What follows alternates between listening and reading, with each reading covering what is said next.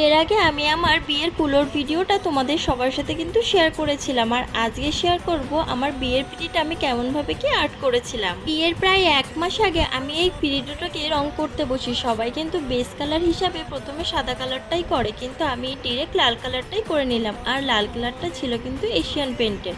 এই পিড়িটা ছিল আমাদের পাশের বাড়ির এক কাকিমার, আর বলতে গেলে এই পিড়িতে আমাদের পাড়ার প্রত্যেকটা মেয়েরই কিন্তু বিয়ে হয়েছে। আর যখনই যাদের বিয়ে হয় পিড়ি দুটোকে কিন্তু সবাই খুব সুন্দর করেই সাজায়।